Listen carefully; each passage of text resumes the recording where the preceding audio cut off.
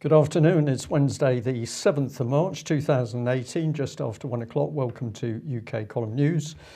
Your hosts today, Ryan Gerrish and Mike Robinson. Well, Mike, the Sun. Yes, we're starting with the Sun. The Sun has this headline: Miracle in the Rubble. Incredible moment, baby is rescued alive after being buried by bombed building in Syria. They have a warning on it, contains footage some people may find distressing. Well, it wouldn't surprise me if people find it distressing, because apparently these guys just digging at random find something, turns out, and they just drag it out of a hole, and then it gets a bit of a slap, and then they run off with it. There's no medical diagnosis, no doctors there, no serious. If this is really a baby, then they would have harmed the baby in the removal of this baby. But the Sun says this is a miracle in the rubble. Well, later on in the video, we come across this still, and let's just have a look. Now, I don't know, that could be a real baby, I don't know, but it looks very doll-like to me. I'm not saying it is a doll, I'm just asking the question.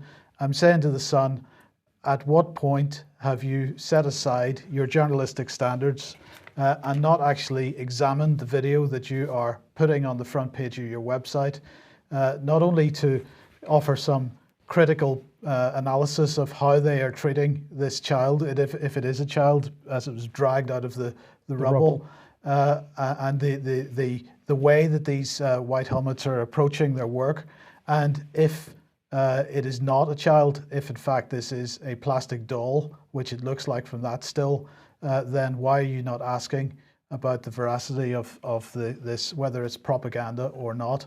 It is a disgrace. The British media has become a disgrace, and so I want to remind everybody once again of the Media on Trial event coming up in Leeds on the 27th of May, and the question that's being asked at that event is, has the UK mainstream media, is it in breach of the Terrorism Act in this country as a result of effectively shilling for terrorists in Syria and other parts of the Middle East, and in fact embedding themselves with terrorists when they do go to the Middle East to report? So I would suggest as many people as possible get along to that, because this is a serious question that needs to be answered. Serious questions, and of course we see the British government attempting to close down in ever more draconian ways on other media sources. So either we stand up for those sources or we're going to lose them. Absolutely. Now, last week, as we reported, Matt Hancock, the Secretary of State for Digital Culture, Media and Sport, was giving a statement to the House of Commons on his consultation on the Leveson Inquiry and whether they should proceed with part 2 of the Leveson Inquiry. And during his speech, he said, Sir Brian Leveson, who I thank for his service, agrees that part 2 of the inquiry should not proceed on the current terms of reference, but believes that it should continue in an amended form. So that's what he said last week. Well, the usual suspects have been rolled out in response to this, because lots of people who were campaigning for the original Leveson Inquiry seem to be a little bit sad that part 2 is not taking place. And it begins with the BBC, who produced this yesterday. And this article says that an ex-private investigator who was used by the Sunday Times has spoken about the criminal activity he was involved in to obtain information for the paper. This is a guy called John Ford. He says he targeted politicians such as Tony Blair and Gordon Brown when they were in government. He said his methods included what he described as blagging, pretending to be a bank or utilities account holder to get information. The Sunday Times has said that it strongly rejects any such claim, that it ever commissioned anyone to act illegally. And so this is part of the efforts to try to get Leveson 2 back on track. Who else was the BBC rolling out? Well, John Prescott, of course, the former Deputy Prime Minister, who is a long-time campaigner as part of the Hacked Off campaign and so on. And also Tom Watson has been speaking out about this on the Labour Party website and across the mainstream media. These new blagging revelations show Leveson Part 2 must go ahead. Now, if you want to remind yourselves what the background to Leveson was all about, Have a look on the UK Column website for our article there, Leveson Inquiry, Control of the Press and Media by David Bell's Common Purpose. This was the article and the research which eventually ended up as 13 pages in the Daily Mail, which effectively blew the Leveson Inquiry out the water, Brian. But that gives good background to this. And in the meantime, as we know, YouTube has been purging what it considers to be channels which exhibit content that they don't particularly like. And verdict here saying these are the biggest channels removed as part of YouTube's purge. It's not just the likes of Richie Allen and so on, it's many, many others as well now.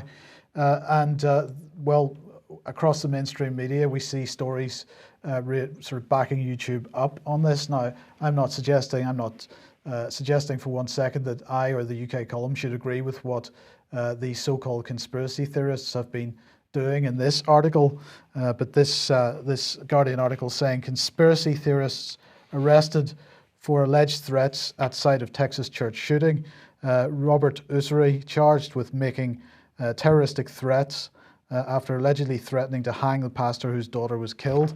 And this is part of a campaign by the Guardian suggesting that people who are asking questions about the recent so-called mass shootings in the United States, that they are now becoming an epidemic, conspiracy theorists harassing victims. Now, the fact of the matter is, Brian, that anybody harassing anybody, there's already law in place to deal with that. That should, if there's a criminal offence is being committed, then that should be dealt with. But what's happening here is that this is being used as an excuse. If there is criminal activity here, it's being used as an excuse for a much broader shutdown of free speech on the internet. And this, as we've said before, comes originally from David Cameron's speech to the UN General Assembly, where he, was suggesting that extremism is not just about Islamic extremism; it's also about people that are asking questions about 9/11 or other issues, 7/7, and so on. So he's broadened this topic right out. YouTube is now acting on it, following their visits to Number 10 and Treason May, trying to get them to act on it, and they're being backed up on this by the mainstream newspapers. It's quite blatant, Mike, that this is a reframing exercise on the wider public mind. I think it was the Sunday Times last Sunday just gone, I came across an article which was basically suggesting, if you read it through, what it was suggesting is that people that home educated their children were effectively on the semi-extremist list. So because some extremists had home educated their children, the thing was spun, it was turned on its head. If you home educate your children, well, society needs to look at you as if you are a potential terrorist. Well, where's all this policy coming from? It's coming out of the Conservative government. Let's just recap a little bit here. This is Treason May, as we prefer to call her. And we pointed out that she was going to take control of the so-called housing crisis because it wasn't going well enough. Theresa May stepping in. She hasn't sorted out the European Union or Brexit, but she's working on global trade personally, and she's going to take control of the housing crisis. We're saying you need to watch this lady very carefully. What is she really up to? Because what she was doing here was selling off public housing stocks. So this is what's going on. Well, let's compare that with this headline: Britain's health service not for sale in US trade talks. So the sub-headline there is Prime Minister Theresa May said on Monday that Britain's National Health Service was not for sale in any future trade deal with the United States after Brexit. Mike, why would she need to say that?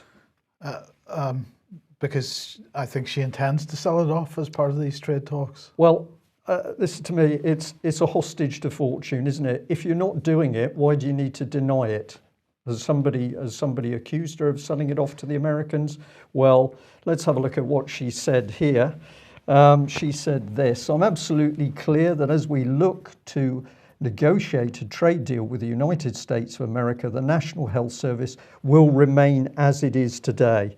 And for me, this is the key piece of text. The National Health Service will remain as it is today, because if we analyse the state of the NHS today, it's this really. So I've paraphrased a few words that, of course, she didn't say, but she's really saying, look, I'm happy to state off the record that the NHS is not for sale because it's already been sold off piecemeal. Yeah. And we've already agreed the final steps with our insurance industry partners. I mean, this is not something you'd find on eBay. So in the background, blatantly obvious that the Conservative Party's policy has been to sell off the NHS. And now, of course, that she's being caught out, she's got to make this much bigger denial. No, I'm not really selling it to the Americans. Well, just very quickly here, we'll recap on the evidence that we put forward a couple of weeks ago. So here we were talking about NHS new care models. If you don't know what this stuff is about, you need to know, because this is the codified sell-off of the NHS, integrating care, contracting for accountable models. Contracting, this is the contractual private arrangement. And of course, if you're dealing with private contracts, you're going to be dealing with profit and loss, and you need the accountancy angle.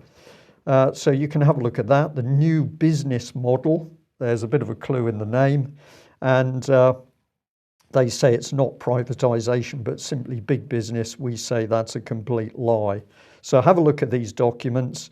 I'll just put this up on screen very very quickly. Here we just decoded some of the amazing Newspeak sustainability and transformation partnerships, accountable care systems, accountable care organisations. They're going to have a contract with a single organisation for the great majority of health and care services and for population health. The moment you see the word contract, you know that this is privatisation of the NHS.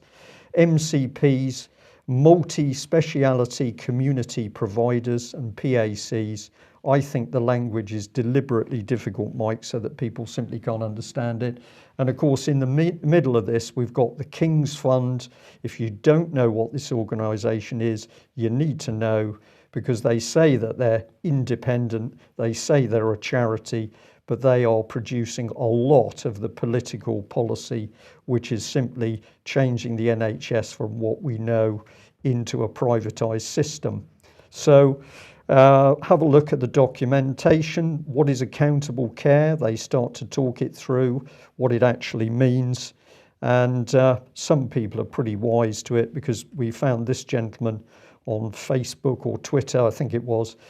He's saying that ACOs will be given the money for your care as an insurance premium and will pay out only for certain treatments, like an insurance company.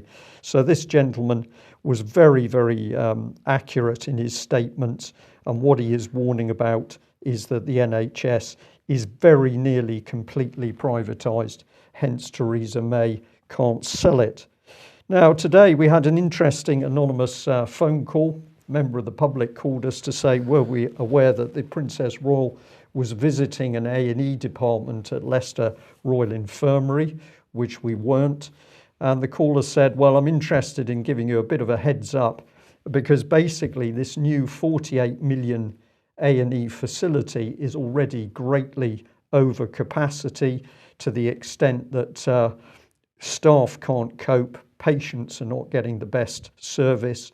But for the royal visit, surprise, surprise, everything's going to be tidied up. And we did contact NHS England media team. They have come back and asked another question, but we haven't got a response yet. But we were able to tell them that over the last year, the UK column has had a huge amount of concern about the NHS from members of the public and indeed professionals. And this latest allegation that there's big problems in this brand new A&E unit was just another piece of information that we felt we should follow up on. And a good timing here, because we'll bring in the fact that in the Albert Hall, Nottingham, on the 12th of May, the UK column because of this immense response from the public, is going to put on a conference to do with the NHS dying for good health. Some text on screen which is giving you a rough outline of why we're doing this, so you can freeze that screen and read it. I know the text is small. That's the address for the Albert Hall.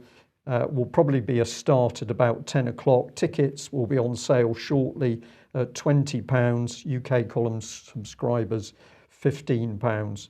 So the NHS, Mike, I think is going to become one of the biggest hot topics in this country. Are the Tories selling it off? Yes, they are. Can we stop it? Yes, I think we can, but we have to get the evidence out in front of the wider public. Yeah. I'm on the move north of the border on Saturday. This is for the launch of the Fresh Start Foundation, which of course is alerting the country to child abuse and in particular SRA. And I'd just like to say there's the venue, Eric Liddell Centre, 15 Morningside Road, Edinburgh. So if you're north of the border or north of England and can get to that event, a huge amount of work has been done by the volunteers to set up the Fresh Start Foundation, and they've done it because there is no confidence north of the border into the official Scottish government inquiry into child abuse. And we should mention AV9 coming up the 4th to the 7th of May at the Howard House Hotel near Milton Keynes. The hotel apparently has made some extra rooms available, so there are tickets available for this. You can get more information at alternativeview.co.uk. Right. Brian, we've shown this many times, UK outstanding debt. And one of the features on this was state pensions, which, although not a debt in the sense that money hasn't been borrowed in order to fund state pensions, it is an obligation that the country has to meet. And this figure, the 2015 total, is really because, particularly with regard to pensions, it's very hard to find out an up-to-date figure. Well, interestingly enough, the Office for National Statistics has published the 2015 figure today, and the picture is actually quite a bit worse. So at the end of 2015, they say total accrued to date gross pension liabilities of UK pension providers in respect to employment-related pensions and state pensions was estimated at £7.6 trillion, up from £6.6 trillion at the end of 2010, and that's not adjusted for inflation. So the graph has had to be adjusted to this. So we now have a state pension black hole of £5.2 trillion and a private sector pensions black hole of £1.6 trillion.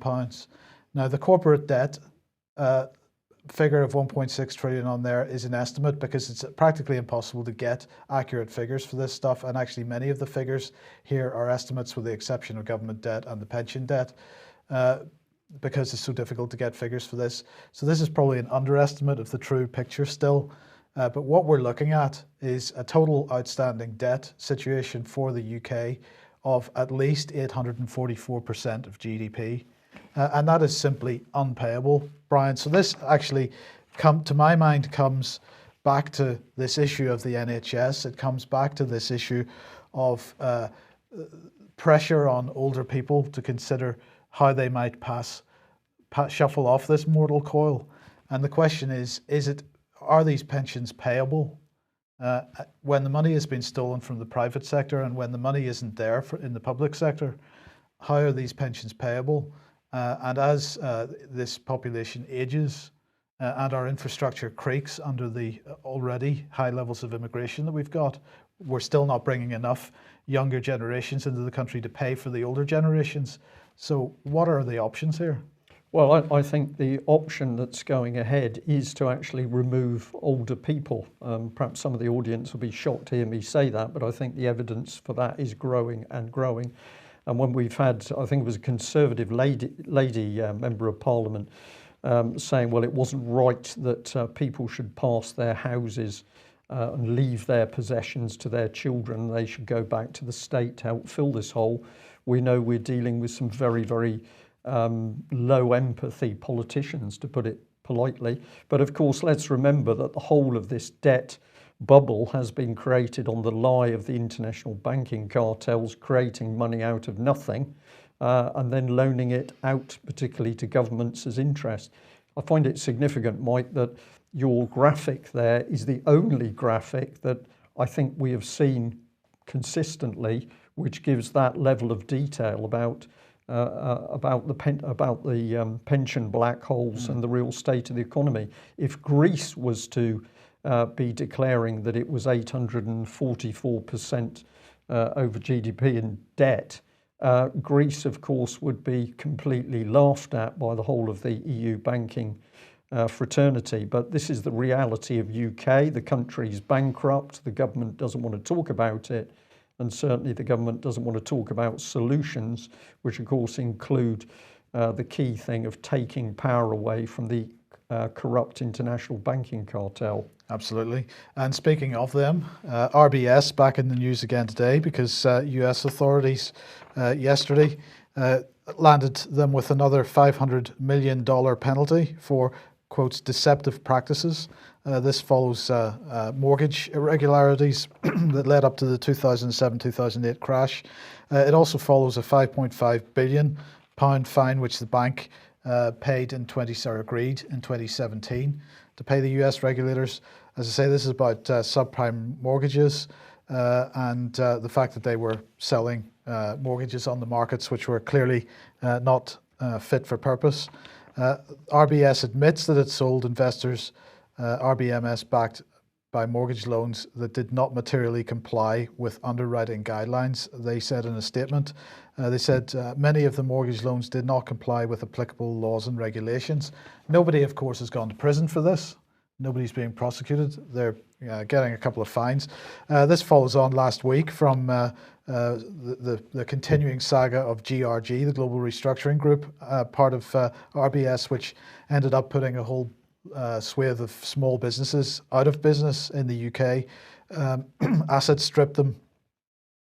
And it turned out last week that out of 32 senior managers at GRG, now that it's been rebranded as the restructuring unit, it's no longer called the Global Restructuring Group, it's now the restructuring unit. 32 managers from that GRG group, only 2 of those had not previously worked at GRG, so they haven't got rid of any of the staff. It's the same staff, and 94% of senior managers, and of the other 182 employees, 75% of those came over from GRG. So it's the same staff, it's the same operation.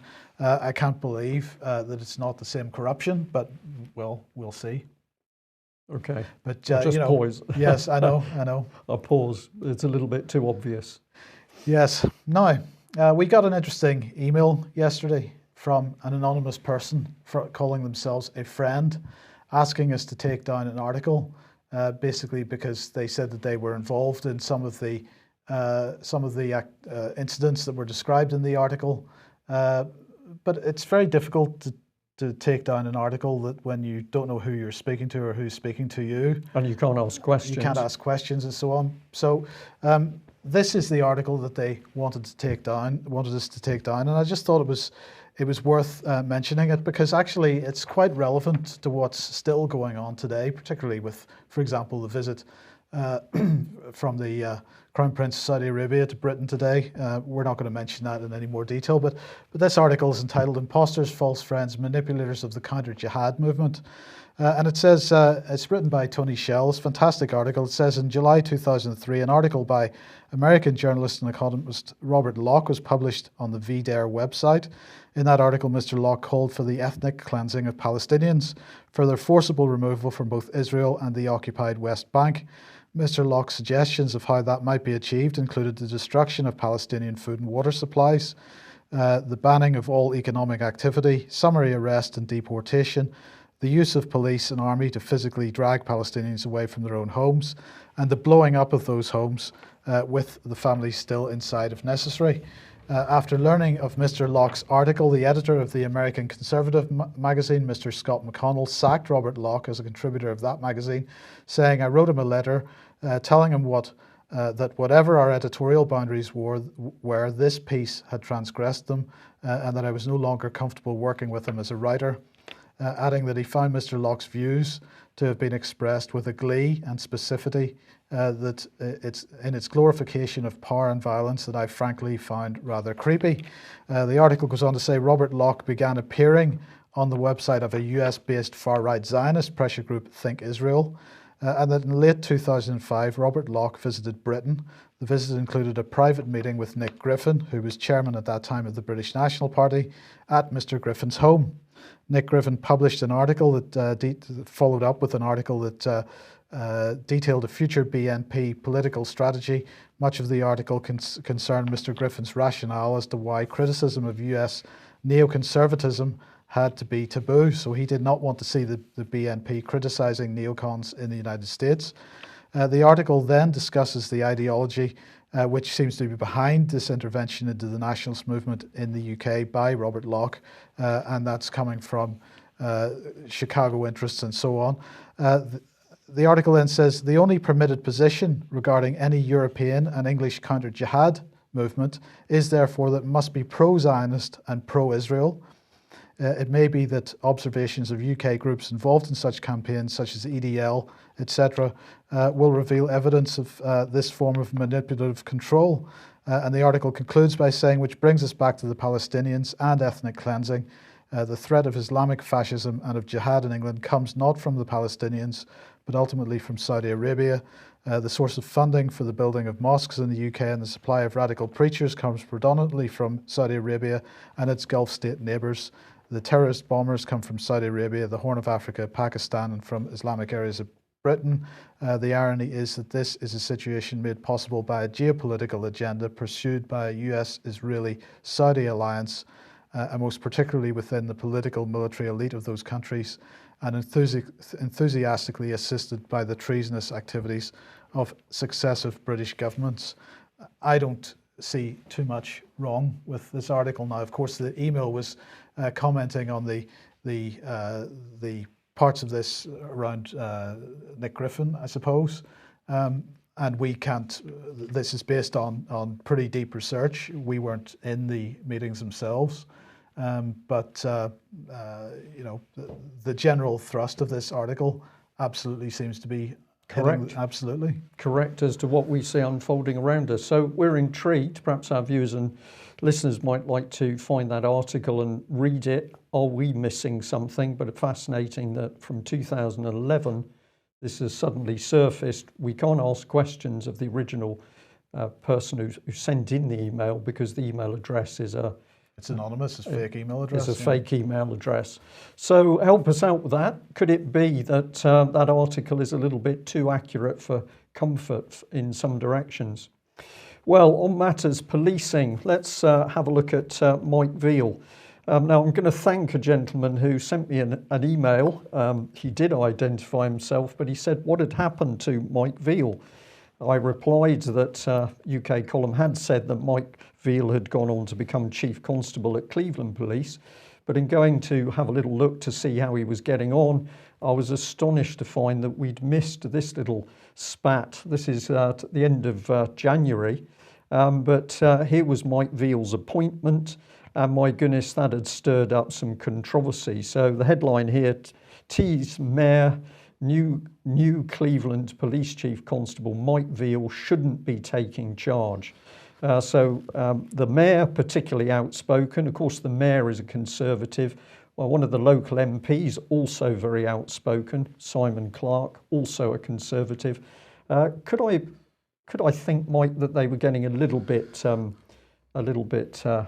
sweaty at the thought that Mike Veal was a bit too close with knowing the truth about Ted Heath and the abuse of children?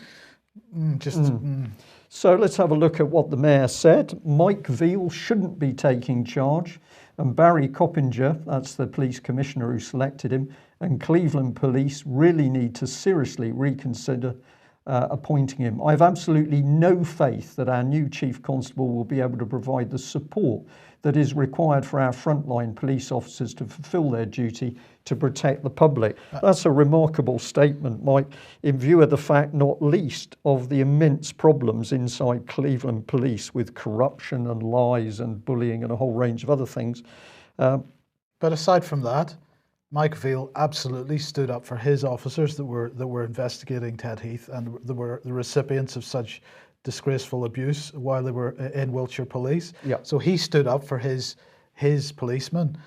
Any suggestion that he wouldn't do the same in Cleveland is nuts. Well, I think he will do the same, and I think he's capable of doing the job. So we've got all the local Conservatives sweating that a man who's drilled into the very dark heart of the Conservative Party could cause them some problems. So these people are not interested about good policing to protect people in the area. All they're interested in is protecting the reputation of the Conservative Party. That has to be an oxymoron.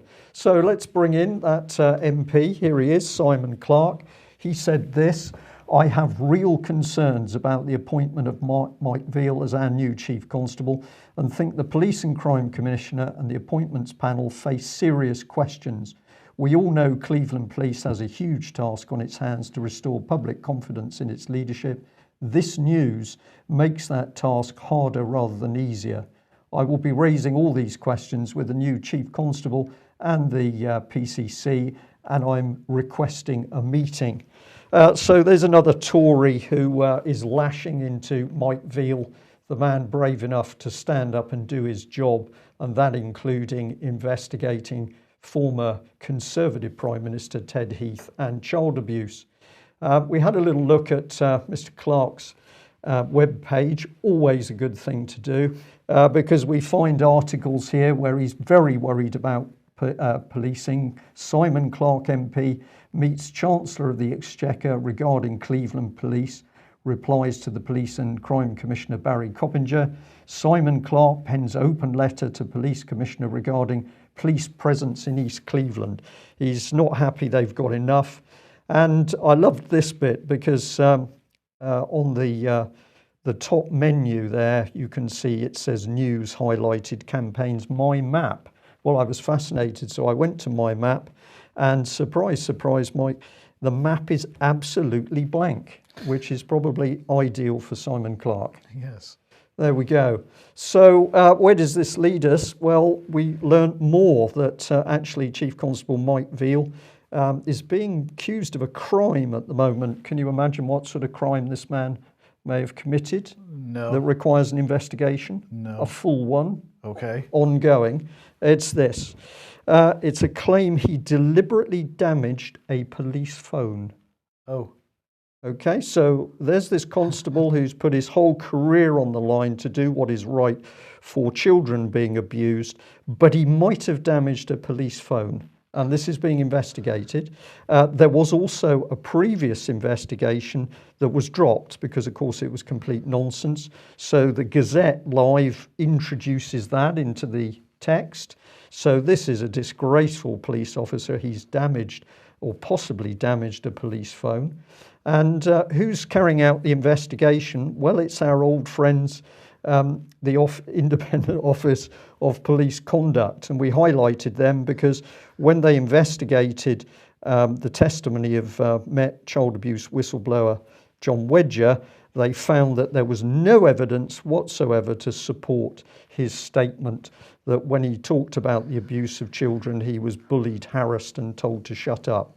So they can investigate a phone, but they can't investigate Mr. Wedger.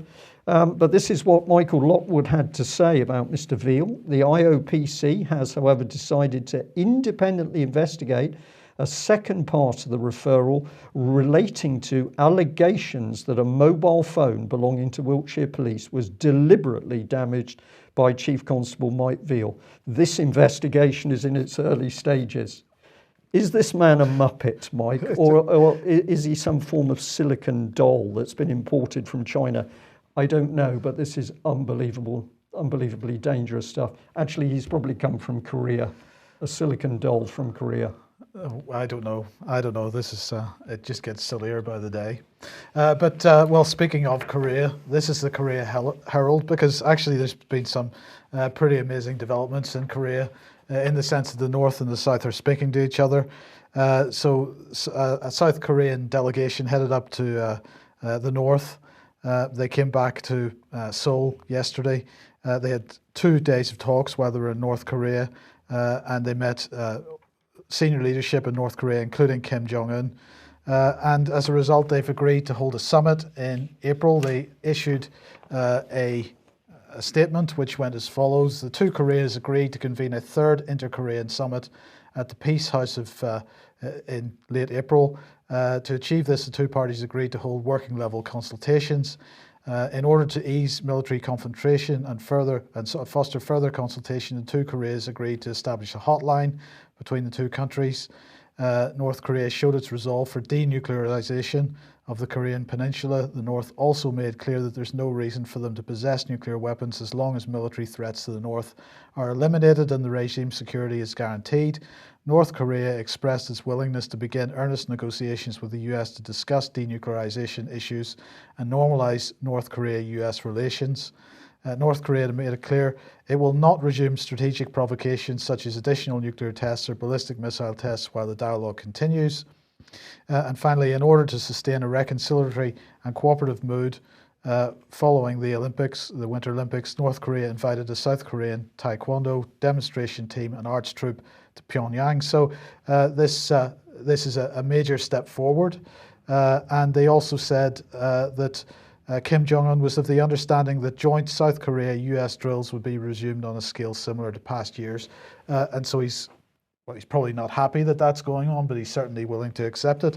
So this is a piece of positive news, but apparently not, because for the warmongers at the BBC, it's not good news. Their take on this was North Korea used VX nerve agent to kill leader's brother, says US. Right, and the bit about the deal that's been done between the North and the South is 2/3 of the way down through this.